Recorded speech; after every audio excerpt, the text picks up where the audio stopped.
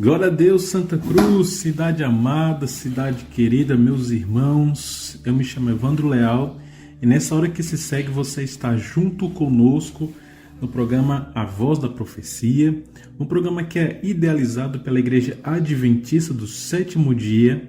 E você tem sua Bíblia, já sabe, né? Vamos lá? Bíblia na mão e Jesus no coração. Vamos estudar a respeito sobre Romanos capítulo 9. O que Paulo quis dizer a respeito sobre vaso? Nós somos um vaso? O que ele quis dizer com isso? Vamos estudar todos esses assuntos e muito mais. Mas eu quero agradecer a você que está aqui conosco, que está sempre nos acompanhando, os irmãos adventistas aqui da cidade, seja católico, da Assembleia, da Batista. Abraçamos e agradecemos imensamente cada um de vocês. Somos irmãos em Cristo. Leila, você também é minha irmã. E como você tá? Como é que você passou essa semana? Tá tudo bem? Olá, Evandro. Quero cumprimentar você e a todos que estão ouvindo com o versículo final de Apocalipse 22, versículo 21, que diz: a graça do Senhor Jesus seja com todos. Amém. Eu estou bem, apesar de estar me recuperando de uma leve gripe, mas estamos aqui para estudar a palavra de Deus, que eu e você sintamos mais ainda a presença do nosso Deus através da sua Bíblia. Que tudo que venhamos a falar hoje fique no seu coração e que faça diferença na sua vida. Coloquemos em prática tudo que nós vamos estudar. Por isso, seja muito bem-vindo, seja muito bem-vinda a mais um programa. Glória a Deus. Lembrando que se você quer ouvir os programas anteriores, saber nossos contatos, mandar uma mensagem para nós pelo WhatsApp, você vai no YouTube e pesquisa Novo Tempo Santa Cruz. Lá vai ter todos os vídeos anteriores e na descrição de cada vídeo existe nosso contato e também o endereço da Igreja Adventista aqui na cidade para você frequentar, conhecer os irmãos e também louvar ao nosso Deus. E falando em louvor, sempre começamos ouvindo um louvor. E olha esse louvor, eita que louvor bonito! Pois é, agora nós vamos ouvir a música do Inário, chamado Vaso, aliás, Tu és fiel, Senhor, porque Deus em sua infinita fidelidade nos ama e nos abraça. Então, acompanhe esse hino e você vai mais para perto de Deus, reconhecendo a sua fidelidade. Vamos ouvir e daqui a pouco nós voltamos.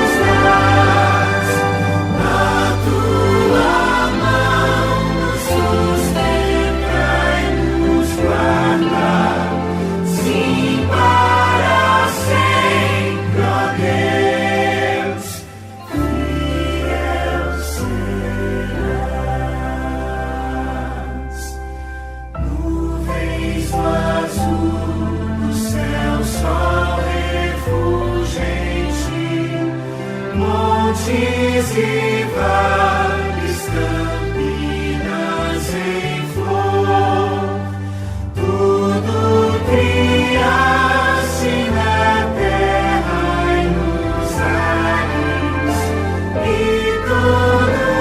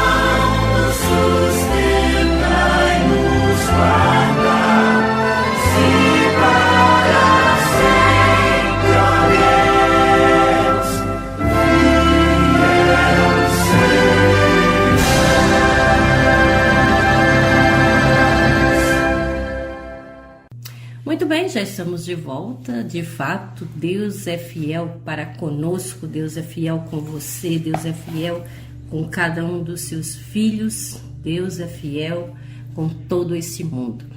Quero convidar você agora para orar e falar com esse Deus tão fiel e que nos coloquemos nas suas mãos agora para compreender o que nós vamos estudar. Vamos orar? Pai bondoso, Pai eterno, Pai querido, muito obrigada pela tua fidelidade. Como nós ouvimos da música, tu és fiel, Senhor. O tempo todo o Senhor é bom. Por isso nós te agradecemos por tudo e queremos agora convidar o Senhor com a sua infinita fidelidade e bondade para estar conosco e nos explicar, nos ensinar, nos dar entendimento para o que nós vamos ler agora. Que a tua palavra penetre nos nossos corações, que cada um que está ouvindo esse programa sinta-se tocado, abraçado por esse poder e pela tua fidelidade. Nós oramos e agradecemos no nome de Jesus. Amém. Vamos lá, queridos ouvintes. A gente já estudou o capítulo 8, onde nós vimos que a condenação não tem para quem está em Cristo Jesus, aceita Jesus, obedece a Ele, e saber que nós temos esses sofrimentos agora, porém, no futuro, esses sofrimentos vão então acabar de uma vez por toda, porque Deus prova o seu grande amor para conosco, porque deu Jesus para que assim a gente vença, assim como Ele venceu. E agora Paulo, na sua carta aos Romanos, no capítulo 9, aqui ele também já começa uma introdução com uma tristeza de coração. E nós vamos entender parte a parte desse capítulo em relação ao vaso. Será que nós somos o vaso realmente? Se somos vaso, quem é que nos fez? Vamos entender todo esse contexto. Então, convido você a ler o versículo 1 do capítulo 9 de Romanos, que diz o seguinte: digo a verdade em Cristo, não minto, minha consciência o confirma no Espírito Santo. Tenho grande tristeza e constante angústia em meu coração, pois eu até desejaria ser amaldiçoado e separado de Cristo por amor de meus irmãos, os de minha raça, o povo de Israel. Deles é a adoção de filhos, deles é a glória divina, as alianças, a concessão da lei, a adoração no templo e as promessas. Deles são os patriarcas e a partir deles se traça a linhagem humana de Cristo, que é Deus acima de todos, bendito para sempre. Amém. Essa introdução que Paulo faz aqui já começa como ele estava com uma certa tristeza no seu coração, porque a gente sabe que também Paulo ele tem cidadania romana, e ele disse que ele estava sentindo uma certa tristeza, um desgosto, e até o Espírito Santo ele disse: o Espírito Santo sabe como eu estou sentindo, a minha consciência, que eu tenho essa tristeza, porque, como ele disse, que está no seu coração com dor, porque tudo que ele desejava era que os seus irmãos judeus entendessem e acreditassem na palavra de Deus, porque os próprios judeus ainda estavam amarrados ao passado, às antigas leis de Moisés. E não é esse caso, porque Paulo estava dizendo: olha gente, as coisas mudaram, a salvação hoje não é mais por obras, a salvação hoje não é mais por sacrifícios de cordeirinhos, a salvação hoje é unicamente por Cristo Jesus. Mas os seus próprios patriarcas, os seus próprios conterrâneos estavam sem acreditar, ainda queriam manter as antigas alianças. E é por isso que ele disse: eu tenho tristeza de coração, porque quanto é aquela coisa, né, quando a gente mais fala, quanto a gente mais quer dizer, mais mostrar a verdade, muitos não acreditam. Aquela coisa, né? O santo de casa não opera milagre. A gente às vezes carrega isso conosco, porque a gente fala, mas muitas vezes os nossos próprios de casa não acreditam. Então dá para sentir também, né, a angústia que Paulo estava sentindo. Você pode ver isso, por exemplo, em 2 Coríntios capítulo 12, né? Ali você pode perceber que Paulo sentiu um espinho na carne, eu imagino que seja dor física, emocional, espiritual. Ele estava sentindo dor. E aqui podemos ver uma dor no sentido da consciência, né? Uma tristeza e uma angústia muito grande. Agora, por quê? Essa angústia se deu basicamente também pelo mesmo motivo lá de Moisés. Tanto é que ele cita o Antigo Testamento um pouco mais para frente. Então, se você se lembrar bem lá de Êxodo capítulo 32, verso 32, lá Moisés diz o seguinte: olha Deus, o povo está adorando o bezerro de ouro, eu não queria que isso acontecesse. Olha Deus, risca meu nome no livro dos céus, mas salva esse povo. Aí Deus responde para Moisés: olha, eu só vou riscar o nome do livro da vida aquele que desobedecer contra mim. E Paulo ele faz a mesma coisa. Olha Deus, eu estou tão angustiado, tão triste, porque eu queria os meus irmãos, o povo de Israel, tudo adorando ao Senhor, tudo sendo obediente, não fazendo coisas erradas, andando em caminho certo. Mas o que eu estou vendo é só desobediência, só maldade, só destruição. Isso está me angustiando. Aí ele vai e fala: olha, eu me separaria para ver esse povo sendo salvo, né? Então percebe que Paulo amava as pessoas, assim como Moisés também fez a mesma questão. E ele falou: deles é a adoção do filho, né? Ou seja, Deus escolheu o povo de Israel para levar salvação para os outros. Mas, no fim, o povo de Israel acabou sendo desobediente, teimoso, adorando a outros deuses. E isso causou uma angústia enorme. Então, a lei, toda a ordenança de Deus foi para o povo de Israel, mas não só para o povo de Deus, é para todos. E Deus quer que todos nós sejamos unidos com o povo de Israel, né? Mas Israel sendo teimoso, desobediente, né? Isso causou uma tristeza tão grande em Paulo, imagine em Deus, né? Isso mesmo. Então é difícil, porque quando você quer ver alguém bem, acreditar na salvação, como nós aqui também. Nós aqui viemos a cada sexta-feira e estamos falando com amor, com carinho para você e usamos somente a Bíblia para isso, para lhe mostrar a verdade, e muitos o rejeitam. Então, parte o coração daqueles que querem pregar o Evangelho, mas que muitos não aceitam. E a gente quer ver aquela pessoa bem. Você pare para pensar que tem aquele parente seu que você tenta, você prega, você ora, e diz: vamos para a igreja, vamos estudar a Bíblia, eu quero ver você salvo, mas aquela pessoa rejeita. Então é claro que isso entristece o coração. Paulo sentiu isso e imagina Deus, não é? Então Paulo aqui está mostrando que teve essa tristeza por causa da incredulidade dos judeus, e o assunto principal era a salvação em Cristo Jesus, ou seja, que eles acreditassem em Jesus, que é o único que salva e que estava ressuscitado agora. No versículo 6 em diante, ele continua falando sobre essa rejeição de Israel, que não é incompatível com as promessas de Deus. Deus promete, mas muitas vezes os judeus, além de rejeitarem a mensagem de salvação, rejeitaram também até as promessas de Deus. Então vamos ver agora o que foi que aconteceu. Do versículo 6 até o versículo 13, que diz o seguinte, leia comigo. Não pensemos que a palavra de Deus falhou, pois nem todos os descendentes de Israel são Israel. Nem por serem descendentes de Abraão, passaram todos a ser filhos de Abraão.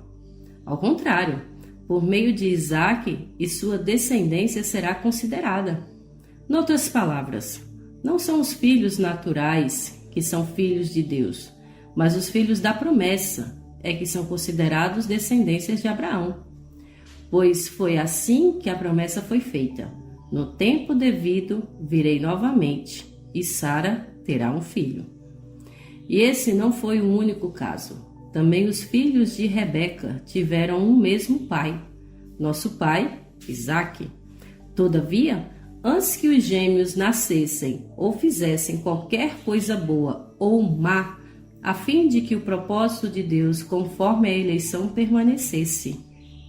Não por obras, mas por aquele que chama, foi dito a ela: o mais velho servirá ao mais novo. Como está escrito: amei Jacó, mas rejeitei Esaú. Aqui já tem quando a gente vai olhar lá para a história de Esaú, de Isaac, de Jacó, lá no livro de Gênesis, a gente já percebe que no ventre de sua mãe, eles já tinham uma certa briga, uma certa contenda, tinha uma certa divergência, ou seja, tinha uma certa divisão. Então, e a gente sabe que a história de Esaú, a história de Jacó. Então, assim, quando a gente para pensar de que, mesmo sendo duas crianças, gêmeos, no mesmo pai, da mesma mãe, no mesmo ventre, ainda estavam divididos. Um acreditava e outro não acreditava, assim como há dois caminhos também. Então, Paulo está dizendo que a gente não deve pensar que a palavra de Deus falhou. Não foi. Não foi a questão de Esaú escolher o caminho errado que foi a palavra de Deus que foi feita. Não foi. Porque aqui, gente, tem uma coisa muito clara que Deus deu desde a sua criação. Foi o livre-arbítrio. Então, não é a palavra de Deus que falhou. Não é Deus que falhou. Não foi Deus que predestinou para Esaú ser uma pessoa má e Jacó ser uma pessoa boa. Não foi. Foi a escolha de cada um. Como ele mesmo disse, nem por serem descendência de Abraão, são todos filhos de Abraão. Então, nem todo mundo que está na igreja, de fato, pertence à igreja. As pessoas podem estar lá, mas muitos podem aceitar e muitos podem rejeitar. O próprio Jesus disse que dentro da igreja existem as mesmas pessoas com as mesmas características, cada um é do mesmo jeito, tem perna, tem braço e tudo, mas cada um também tem a sua cabeça, cada um tem a sua mentalidade, cada um tem a sua decisão. E é por isso que tem joio e trigo. Então, uns aceitam e outros rejeitam. Mas Deus chamou todos. Chamou os descendentes de Abraão, os descendentes de Isaac, os descendentes de Jacó, mas alguns acabam simplesmente rejeitando as próprias promessas de Deus. Você pode ler depois, com calma, a história de Jacó e Esaú. Você pode começar, por exemplo, em Gênesis capítulo 25. Lá, capítulo 25, 26, 27, você pode ver toda a história de Jacó e Esaú na íntegra. O que é mais interessante é que o próprio irmão perseguindo outro irmão, né? Simplesmente pelo fato da adoração, porque Jacó estava adorando de um jeito e Esaú de outro. Isso lembra muito bem, né, Caim e Abel. Muitas pessoas querem adorar Deus do seu jeito e não do jeito que Deus pede. Então perceba isso no verso 12, né? Não por obras, mas por aquele que chama, né? Então Deus, ele nos chama para adorar ao Senhor, Deus nos chama para levar o seu evangelho, Deus nos chama e nos convida também para ajudar aqueles que necessitam. Mas tem que ser do jeito que Deus pede, não do nosso jeito. Então, olha só que história interessante, o quanto agora a gente vai entrar na questão da adoração e como somos usados por Deus. De agora em diante, caros ouvintes, eu gostaria que você prestasse bastante atenção agora na leitura e também na explicação que vamos dar agora. Isso, então que fique bem claro, né? Deus chama todos, mas nem todos querem aceitar, outros querem rejeitar, tá bom? Nós vamos agora entrar mais ainda no contexto para ficar bem explicadinho para vocês.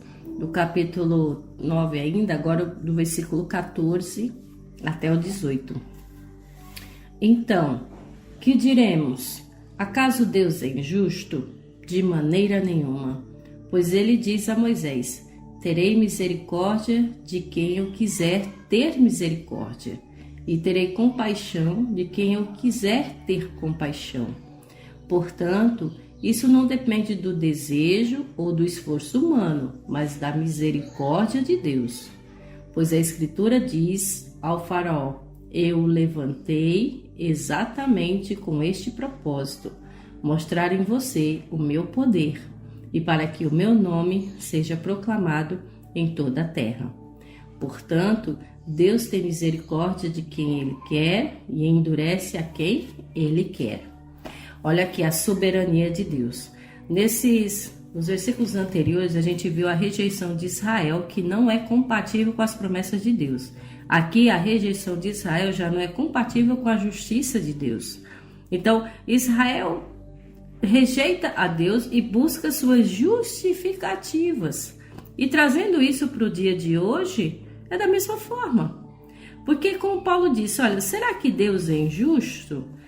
Porque uns adoram e Deus abençoa e outros estão lá também, mas não têm as mesmas bênçãos, mas não é verdade. Deus é justo. Porque ele até citou o exemplo, para ficar mais claro para eu e você entendermos, o caso de Moisés.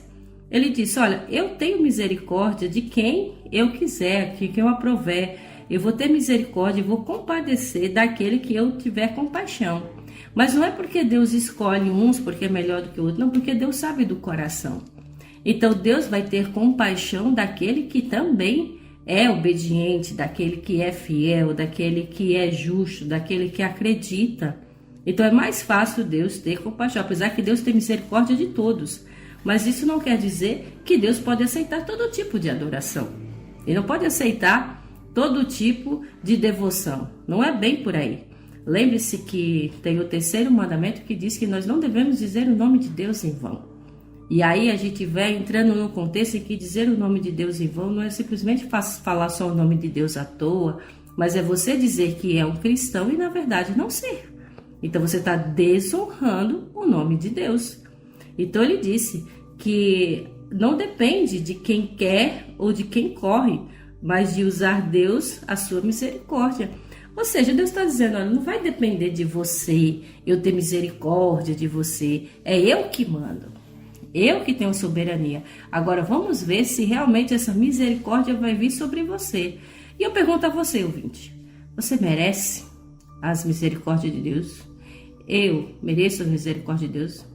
Você, Wando, merece as misericórdias de Deus? Não merecemos, mas Deus nos ama tanto, tanto, tanto que nos oferece. E o amor de Deus nos constrange. O amor de Deus, a gente olha e pensa, como pode um amor tão grande assim? Como pode um amor me amar tanto? E eu, com meu amor tão pequeno, ainda muitas vezes rejeitar, abandonar, esquecer esse amor, né? Então, o que Deus pede, o que Deus quer é que todos nós reconhecemos esse amor e passamos o máximo de tempo possível com esse amor, que é Deus, que é Jesus, que é o Espírito Santo, e que também proclamemos e anunciemos esse amor. Você pode ver isso muito bem no verso 17, né? No verso 17 diz, pois a Escritura diz ao faraó. Isso aqui, Paulo, ele está citando justamente Êxodo capítulo 9, verso 16, na questão justamente ali das 10 pragas, né, no Egito. E Deus diz o seguinte, olha, eu levantarei exatamente com esse propósito. E que propósito é? Mostrar em você o meu poder, o poder de Deus, e para que o nome de Deus seja proclamado em toda a terra. Então Deus quer que o nome de Deus, o seu nome, seja anunciado em cada rua, em cada casa, em cada cantinho aqui da cidade de Santa Cruz e por todo o mundo. Só que aí entra a questão. Muitas pessoas estão sendo chamados, mas poucos estão realmente sendo escolhidos, né? A seara é grande, mas poucos estão indo para o trabalho. E outro ponto interessante é o verso 18 também. E Deus tem misericórdia de quem Ele quer e endurece a quem Ele quer. Aqui não é na questão de que Deus vai lá e endurece o coração da pessoa e a pessoa deixa de aceitar a Deus. Não. É no sentido da rejeição ao Espírito Santo, ao qual Jesus Cristo mencionou. Jesus Cristo mencionou que a rejeição ao Espírito Santo, né, a negação constante ao Espírito Santo endurece o coração, ou seja, a própria pessoa endurece o coração para que o Espírito Santo não entre. Então Deus permite esse endurecimento de coração porque a pessoa está rejeitando, não é que Deus imputou isso, não é que Deus quis isso. Deus está dizendo, olha meu filho, meu filho, meu filho, e essa pessoa está dizendo, não, não, não. Chega uma hora, né, que... Aí como é que Deus vai aceitar alguém que voluntariamente rejeita? Então é Deus apelando, olha, eu estou te chamando, eu estou te convidando, eu quero te salvar, mas a pessoa rejeita. Então não é Deus que coloca essa rejeição, é a própria pessoa. Agora Deus está dizendo, olha, eu não posso te aceitar porque você não quer ser aceito. Então por isso que aqui diz que Deus é muito justo, porque Deus chama todos. muitos são chamados, mas poucos são escolhidos. Não é porque Deus fica, eu prefiro esse, eu gosto desse, esse é mais bonito que esse, ou esse é mais bonito que aquele. Não, é porque Deus sabe que no coração de muitos já rejeitam. Então Deus não pode aceitar aquele que automaticamente lhe rejeita. É que nem nós hoje em dia, né, Evandro? Às vezes você quer chamar uma pessoa, como nós mesmos temos até o nosso caso, né? Que para você, ouvinte, fique sabendo que também nós estamos aqui orando pelo nosso pai, nosso querido pai, mas ele rejeita.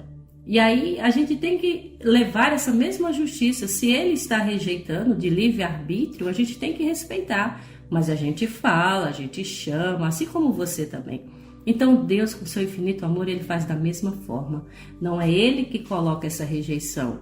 É porque ele não tem como aceitar aquele que automaticamente diz na sua cara, diz na sua face, que não aceita. Então Deus nos ama tanto, irmão, que esse amor está aberto a nós 24 horas, 25 horas, pode-se até dizer, no sentido de que está constantemente ali. Então, né, e para finalizar, para a gente continuar, a gente entende, né, que Deus é justo, Deus é amor, a gente sabe isso. Mas a gente quer imputar por nós mesmos, né, a justiça celestial. A gente tem que deixar que Deus faça a justiça. Então muitas pessoas dizem, um assassino, uma pessoa que fez maldade, uma pessoa tem que ser morto também. Eu entendo essa questão, mas Deus quer que essa pessoa seja assim? A justiça de Deus é um jeito, mas a nossa justiça é outra. E a gente, quando chegar no céu, a gente vai entender como Deus é justo. Então Deus quer que a gente veja esse amor, né, reconheça Jesus de uma forma que leve amor também a outras pessoas e não leve injustiça a outras pessoas. Só simplesmente que leve, de acordo com o verso 17, né, mostrar o poder de Deus a toda a terra, a todo lugar e a toda casa. E depois o Espírito Santo faz o resto. Essa é a nossa missão. Isso mesmo. Então, que aqui fique bem claro que Deus, ele é soberano, ele é o Criador, ele pode todas as coisas, inclusive sobre nós. E de fato, nós somos bem rebeldes, tá? Vamos agora continuar no versículo 19. Quero que você acompanhe comigo bem direitinho, com calma, a leitura, para a gente explanar de uma forma bem sucinta. Verso 19, que diz assim, Mas algum de vocês me dirá, então, por que Deus ainda nos culpa? Pois, quem resiste à sua vontade? Mas quem é você, ó homem, para questionar a Deus? Acaso aquilo que é formado pode dizer ao que formou, por que me fizeste assim? O oleiro não tem direito de fazer do mesmo barro um vaso para fins nobres e outro para uso desonroso? E se Deus, querendo mostrar a sua ira e tornar conhecido seu poder, suportou com grande paciência os vasos de sua ira, preparados para a destruição? Que dizer, se ele fez isto para tornar conhecidas as riquezas de sua glória, aos vasos de sua misericórdia, que preparou de antemão para a glória, ou seja, a nós, a quem também chamou, não apenas dentre os judeus, mas também dentre os gentios? Como diz em Oséias, chamarei meu povo a quem não é meu povo, e chamarei minha amada a quem não é minha amada. E acontecerá que no mesmo lugar em que se lhes declarou, vocês não são meu povo, eles serão chamados filhos do Deus vivo. Exclama com relação a Israel, embora o número dos israelitas seja como a areia do mar, apenas o remanescente será salvo. Pois o Senhor executará na terra a sua sentença rápida e definitivamente. Como anteriormente disse Isaías, se o Senhor dos exércitos não nos tivesse deixado descendentes, já estaríamos como Sodoma e semelhantes a Gomorra.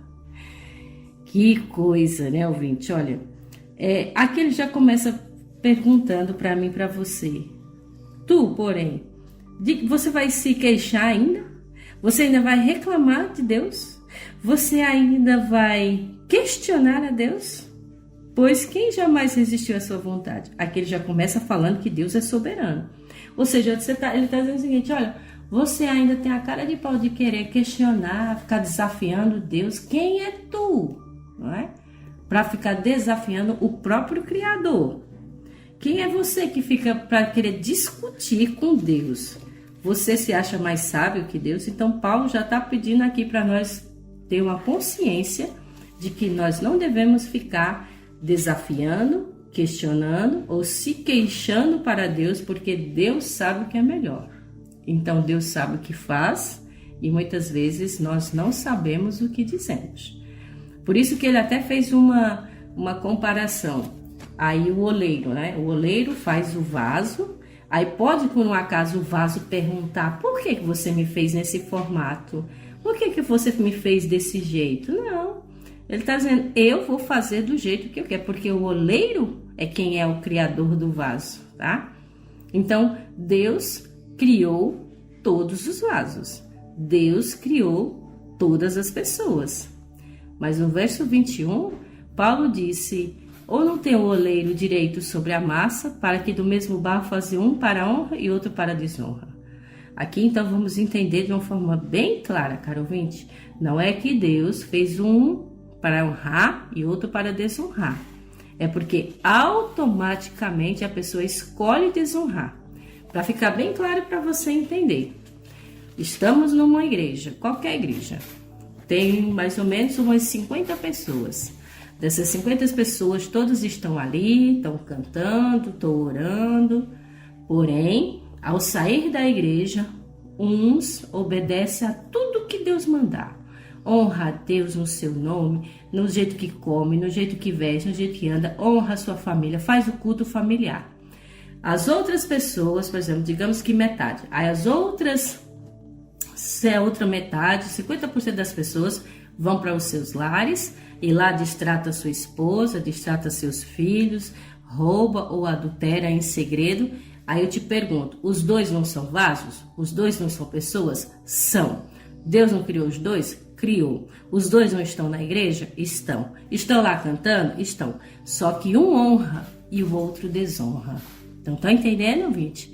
Então, não é que Deus imputou para um desonrar, é porque automaticamente aqueles que Deus chamou, todos, esses desonram e outros honram. Eu quero explicar também de outra parte aqui, justamente no verso 20, né? Que eu achei muito interessante, verso 19, verso 20. Então, deixa eu perguntar para você, caro ouvinte. Olha para você mesmo e me responde. Tem alguma parte do seu corpo que você não gosta? Talvez você não deve gostar da sua cintura, do seu braço, alguma parte do seu corpo, né? Todo mundo é assim, né? Sempre olha e fica aquela coisa, como eu queria fazer uma cirurgia plástica, como eu queria me mudar, né?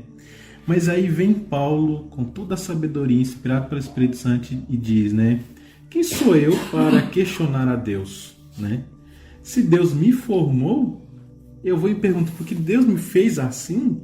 Então, se eu não gosto, por exemplo, do meu braço, por exemplo, eu vou chegar para Deus e dizer, Deus, por que você fez o meu braço desse jeito? Lembre-se, Deus ele responde essa pergunta justamente lá em 1 Coríntios capítulo 6, verso 19, que diz, acaso não sabe que o corpo de vocês é santuário do Espírito Santo e o que? Habita em vocês e que foi lhe dado por Deus. Olha aqui a resposta, foi dado por Deus. E que vocês não são aqui, você não é de si mesmo. Então o seu braço, digamos que você não gosta, não é seu, é de Deus. E esse braço que você não gosta, ele tem que ser usado, como Leila falou, um vaso para honrar, para levar o evangelho, para levar o conhecimento àqueles que não conhecem, né? Então perceba, muitas pessoas dizem, Deus, como eu sou feio nessa parte, não gosto nisso, não gosto nisso. Mas Deus ele te criou desse jeitinho para que você seja usado, seja abençoado. Porque as pessoas dizem, eu não gosto de mim mesmo, Deus, olha, nossa, fica irado com Deus, né? Mas aí lembra o que o próprio Jesus, né, falou lá quando estava no deserto da tentação. E ele falou para o próprio inimigo, dizendo, ó, não ponha à prova o Senhor teu Deus. Isso lá em Deuteronômio 6,16. Então só o ato de você dizer, ah, Deus, eu estou irado com o Senhor porque eu não gosto do meu braço, isso é tentar contra o Senhor. Apesar de você não gostar, tudo bem, mas entenda que Deus te criou desse jeito para que você leve uma mensagem no sentido, olha, irmãos, eu não gosto do meu braço, tudo bem? Mas com esse braço eu vou fazer uma cesta básica e distribuir para o próximo. Eu vou levar o evangelho para o próximo. Por mais que você não goste, tudo bem? Mas faça com que esse braço leve o evangelho. Porque lembra que Jesus falou, é melhor você arrancar um olho do que seu próprio todo o corpo para o lago de fogo. Então, com o seu corpo, adore a Deus, mesmo que você não goste. Porque o verso 20 diz o seguinte, olha, acaso aquele que é formado pode dizer ao Deus que formou, por que me fez assim? Se Deus me fez assim, é para honrar a Deus. Deus tem um propósito. E mesmo que você ainda não reconheça essa resposta você vai encontrar lá no céu. Quando você encontrar pessoalmente com Deus, Deus vai te dizer, olha, você estava com briga com o seu braço, com o seu corpo. Mas eu fiz assim para que você fizesse isso e isso, e agora você está no céu. E você vai dizer, obrigado, Senhor, por me dar-me alguém para pregar o evangelho e estar aqui com o Senhor. Porque hoje eu sou transformado, né? Então nós devemos usar todo o nosso corpo para honrar a Deus. O próprio Paulo diz também, 1 Coríntios 10:31, quer comais, quer bebais, aí ele entra na ênfase, ou façais qualquer outra coisa, faça para a glória de Deus. Então use seus sentidos, seus membros, sua mente, tudo isso para honrar a Deus, e use seus talentos. Mas entra um parêntese aqui, Evandro, que alguns podem se perguntar, se Deus então fez eu para ser a honra dele, usar meu corpo, então por que eu nasci deficiente? Por que eu não posso andar? Porque eu tenho um problema? Mas fique sabendo o seguinte, caro ouvinte, que infelizmente entrou o pecado no mundo. E esse pecado é tão devastador que entrou até na nossa genética, nos nossos genes. Então muitas crianças realmente já têm aquela deficiência no seu próprio DNA. Agora, não pense que é Deus que cria, é por conta da consequência do pecado. E ali Deus, de uma certa forma, permite para que ele seja honrado mais para frente, lá no fundo, lá na frente você vai entender. Lembre-se, por exemplo, alguns exemplos de que o Jesus, quando curou, inclusive Jesus mais curou do que pregou. E quando ele estava aqui na terra, enquanto alguns diziam que ter um cego porque era consequência do pecado e da descendência do pai, Jesus só simplesmente disse, olha, essa cegueira é para a glória de Deus. Então, o nome de Deus foi exaltado através da cura. Então, não se preocupe, se hoje você sofre algum tipo de deficiência, você não tem, entre aspas, o corpo perfeito, ou você não está andando, não se preocupe. Aceite a Jesus como seu único suficiente Salvador, que muito em breve, quando ele voltar, ele vai te dar pernas perfeitas. Se você não tem um membro, perdeu por algum acidente, uma perna ou um braço, não se preocupe, Jesus vai restaurar. Mas por enquanto, siga firme, aguente firme. Se você ainda é uma pessoa que não está vendo, mas, por exemplo, está ouvindo o nosso programa, né? Você não enxerga, mas você escuta, e essa palavra está entrando no seu coração, não se preocupe, porque Jesus, muito em breve, quando voltar, vai restaurar a sua visão. Então nós devemos o quê? Continuar confiando e acreditando que tudo vai ser para a glória de Deus, e Deus vai mostrar e provar para mim, para você e para todo o universo o quanto Ele é bom e o quanto Ele é justo. Que tudo que passamos aqui é consequência do pecado, consequência dos nossos próprios atos por nós darmos permissão a Satanás a entrar na nossa vida. O pecado, caro ouvinte, está ao nosso derredor. Mas em breve Jesus vai eliminar de uma vez por todas. Mas enquanto esse dia não chega, siga confiante, siga acreditando. Era isso que Paulo estava querendo dizer. Olha, as coisas acontecem aqui, mas não pense que Deus é injusto. Não é. Deus é muito justo, porque nós não merecemos nem sua misericórdia. Porque nós temos a tendência a fazer o que é mal, o que é ruim. Nossas escolhas sempre têm a tendência de fazer o que é errado. Mas Deus, com a sua infinita misericórdia, vem sempre nos resgatando. E nós devemos reconhecer isso. Então, siga confiante, siga acreditando que Deus tem muita compaixão comigo e com você. É por isso até também que Paulo ele citou Oséias, citou Isaías. Quando ele disse, citou Oséias, ele disse, eu chamarei o meu povo, ao que não era meu povo e amada, a quem não era amada, mas ele ama. Então ele disse, eu estou apelando, mesmo sabendo que você não, mas eu estou te chamando, eu estou te convidando. No lugar em que se lhe disse, no versículo 26, vós não sois meu povo, ali mesmo serão chamados filhos do Deus vivo. Tá vendo, caro ouvinte? Então, Deus está dizendo, eu sei que você me rejeita, eu sei que você não me quer, eu sei que você acha que eu sou injusto, mas eu estou tentando te dizer e te mostrar que eu sou justo. Eu quero te chamar filho do Deus vivo. Então, Deus está, de toda forma, desde a criação, nos chamando até Ele. Só que, infelizmente, muitos simplesmente rejeitam, tá? Então, que fique bem claro. Versículo 29, como Isaías também disse, se o Senhor dos Exércitos não nos tivesse deixado descendência, ter-nos-ia tornado como Sodoma e semelhante a Gomorra. Deus está dizendo, olha, eu sou tão misericordioso, eu sou tão bondoso e justo com vocês, que se eu não tivesse deixado uma descendência, não sobraria ninguém. Se Deus realmente destruísse, como ele destruiu, de fato, Sodoma e Gomorra, mas lembre-se que pessoas saíram de Sodoma e Gomorra, e ali teve a sua descendência. Mas Paulo está dizendo assim, não era para sobrar ninguém, porque as pessoas livremente rejeitam. Do dilúvio, o que aconteceu no dilúvio? Só 8 pessoas se salvaram. Mas você acha que Deus nos chamou a todos? Claro, não é? Passou 120 anos dizendo, gente, se voltem para Deus, obedeçam a Deus, mas o povo só se largava às suas paixões. Evandro, trazendo isso para o dia de hoje, né, Evandro? Deus apela, Deus chama, Deus convida, Deus faz com que a gente faça esse programa para que as pessoas aceitem. Mas será que todos aceitam, né? Sempre tem aquele que rejeita, né? É isso que eu acho magnífico e bonito no cristianismo, pelo fato de Deus nos dar a graça. Muitas religiões, né, com todo respeito, mostram que a paz, a tranquilidade, você vem através de você próprio. Mas o cristianismo mostra que a paz não está em mim, mas está em Deus, né? Então, é aquela frase que eu já havia falado antes. A gente não estava lá no jardim do Éden, mas herdou o pecado para nós. Mas a gente também não estava lá na cruz do Calvário, aos pés de Jesus, mas a gente herdou a graça. Então, por mais que seja uma graça que muitas pessoas rejeitam, mas ela está lá. E é uma graça de graça. A gente... vem Jesus e paga o preço por nós, né? Então isso é que eu acho interessante. Então, se Deus não tivesse cuidado do seu povo, a gente estaria como Sodoma e Gomorra, né? Uma cidade totalmente em chamas.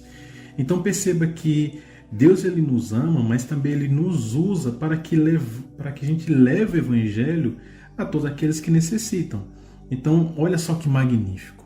Deus nos ama, nos dá a graça, que é de graça, e nos convida a levar essa graça de graça para outras pessoas aceitarem essa graça. Que lindo, né? Então, de fato, mesmo que você pense, eu não consigo andar para pregar o evangelho, não se limite a isso, tá? Deus, de alguma forma, ele te usa para algum propósito. Então, aceite, confie, que tudo em breve vai ser tudo restaurado e vai ser tudo respondido.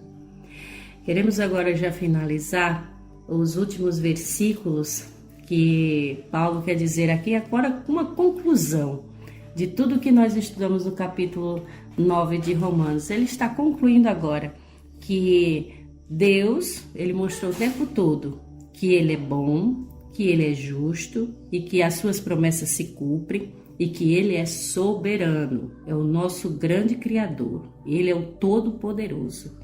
E que ele deixa bem claro as suas promessas e a sua justiça, mas nem todos aceitam. Por quê? Porque rejeitam. Por isso agora nós vamos concluir onde Israel, quando Paulo usa o exemplo do antigo Israel, que é responsável pela sua própria rejeição. Então tá vendo? Muitas vezes tudo é conforme as nossas escolhas. No versículo 30, Paulo diz então: que diremos então? Os gentios que não buscavam justiça a obtiveram, uma justiça que vem da fé. Mas Israel, que buscava uma lei que trouxesse justiça, não alcançou. Por que não? Porque não buscava pela fé, mas como se fosse por obras. Eles tropeçaram na pedra de tropeço. Como está escrito: eis que ponho em Sião uma pedra de tropeço e uma rocha que faz cair, e aquele que nela confia jamais será envergonhado. Conclusão desse capítulo. Paulo está perguntando: o que eu posso dizer então? Os gentios, lembra que a gente já falou aqui em outros programas que os gentios era aquele povo que ainda não tinha aceitado a Jesus. Eles não buscavam essa justiça, mas eles alcançaram. Tá vendo que interessante? Sabe por quê? Jesus está dizendo: olha, a salvação é para todos. Não importa raça, cor, tribo, língua, nação, não importa. E eles aceitaram. E essa justiça veio para eles. Porque antigamente eles não acreditavam em Jesus. Mas quando Paulo chega, como a gente já falou no livro de Atos, e pregava para os gentios, e os gentios iam aceitando essa fé, né, os judeus não aceitaram isso. Dizendo: não, os gentios aceitando a fé, estando aqui no nosso meio, não pode. Aí por isso que no versículo 31 diz: mas Israel buscava uma coisa, que era uma lei que trouxesse justiça, mas não alcançou. Ou seja, Israel buscava uma doutrina, um ensinamento que era do jeito deles. Então como é que Deus ia derramar a sua justiça num povo rebelde? É como se Deus tivesse assim: olha, eu estou dizendo que é desse jeito. Aí lá vem os judeus com a sua prepotência e diz: não, vai ser desse jeito. Né? Pegavam a lei, se isolavam num versículo, num contexto, e dizia: é assim. E Deus disse: eu não posso permitir, não posso derramar a mesma justiça. Agora os gentios tiveram o coração aberto para isso. E aí ele diz: então por que não? Por que não buscava pela fé? Porque eles não buscavam, aliás, por que eles não alcançavam? Por que os judeus não alcançou essa tão sonhada justiça? Aí ele diz: porque não buscavam pela fé, mas como por obras. Então Paulo estava dizendo o tempo todo: olha, gente, vocês estão buscando uma justiça, uma salvação por obras, mas vocês não vão conseguir, porque a salvação é pela fé, diferente dos gentios, que os gentios aceitaram pela fé. Então eles mesmos tropeçaram na pedra. Então os próprios judeus, né, tropeçaram no próprio ensinamento. Quando diz essa pedra e essa rocha, está se referindo a Jesus. Ele está, como está escrito, isso até está em Salmos: eis que ponho em Sião uma pedra de tropeço e uma rocha que faz cair, e aquele que nela confia jamais será envergonhado. Se você confiar, Paulo está dizendo, se você confiar em Jesus, se você confiar na pedra angular que é Jesus, se você confiar na rocha que é Jesus, você não vai cair. Então, para concluir, não adianta você querer fazer as coisas do seu jeito e querer justiça de Deus. Ou é do jeito de Deus, ou é do jeito de Deus, porque não tem outro caminho. E para concluir, né, isso pode também ser pedra de tropeço para nós, porque muitas vezes a gente quer uma cura, quer uma bênção, né? Você já deve ter visto, né? Muitas igrejas dizem: olha, você está doente? Venha para aqui que com R$100 eu te dou a cura. Mas realmente é uma cura? Será se você ir, você estará cometendo e caindo numa pedra de tropeço ou numa pedra de bênção, né? Então pense nisso. Muitas vezes a gente pode cair numa pedra de tropeço em questão de doutrinas, em questão de palavras, pessoas que falam eloquentes em nome de Deus, mas no fim estão nos enganando. Então, por isso que Jesus diz: e conhecereis a verdade, e a verdade vos libertará.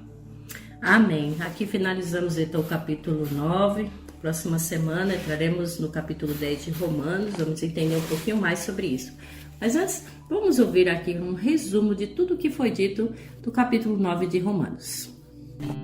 O capítulo 9 da carta de Paulo aos Romanos tem sido fonte de inúmeros debates e embates entre calvinistas e arminianos. Em linhas gerais, alguns creem que a passagem revela que Deus cria ou elege determinadas pessoas para a salvação e outras para a perdição. A partir do verso 19 lemos: Tu, porém, me dirás: De que se queixa ele ainda, pois quem jamais resistiu à sua vontade? Quem és tu, ó homem, para discutires com Deus? Porventura pode o objeto perguntar quem o fez, por que me fizeste assim? Ou não tem o oleiro direito sobre a massa, para que do mesmo barro fazer um vaso para a honra e outro para a desonra?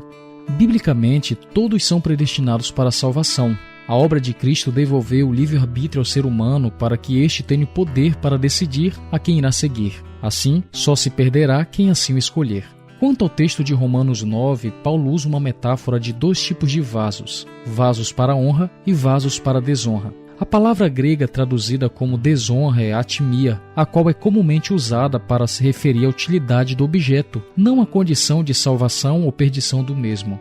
Se aplicarmos este raciocínio a Romanos 9, entenderemos que o vaso de honra ou desonra está mais para a sua utilidade na missão do que para a sua condição diante do juízo divino. Neste capítulo, Paulo está em uma espécie de defesa de Deus quanto às razões de ter eleito Israel, e por isso argumenta que Deus, em sua soberania, escolhe alguns para desempenhar funções extraordinárias em sua obra, ao tempo em que escolhe outros para funções ordinárias. Desta forma, alguns são escolhidos para tarefas específicas da missão, porém todos são escolhidos para a salvação. E em ambos os casos, sempre a escolha de Deus respeita a nossa escolha.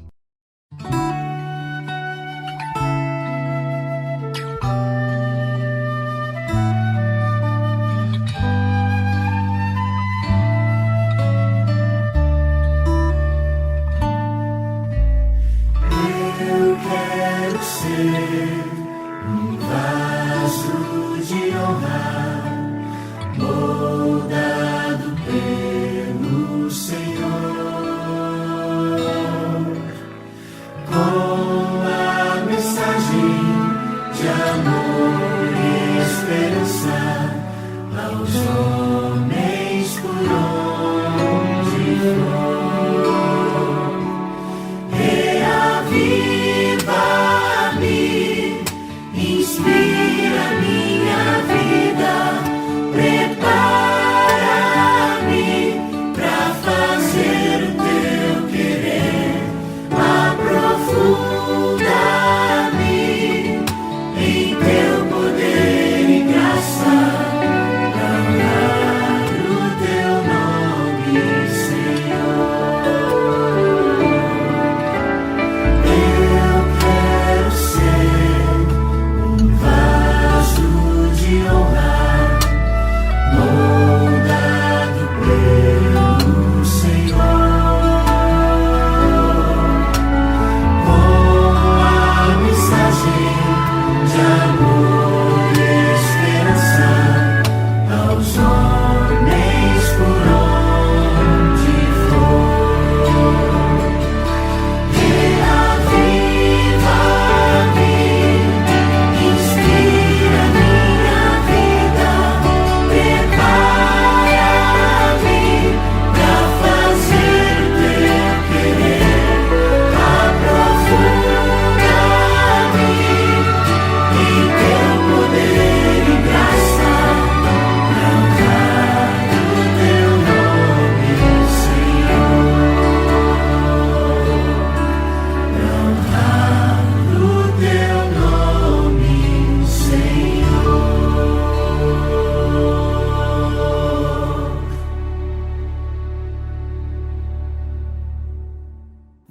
Assim como no hino que nós acabamos de ouvir, você já pediu para Deus também: Senhor, faz-me um vaso de honra para honrar o teu nome? Peça a Deus.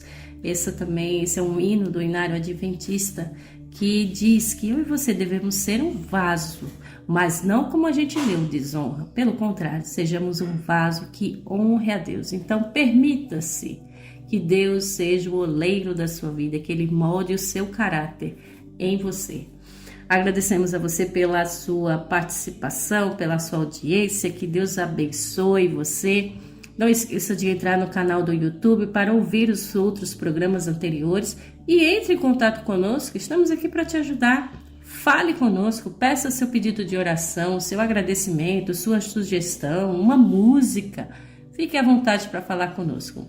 Deus abençoe você, um excelente sábado e até a próxima semana, se Deus permitir.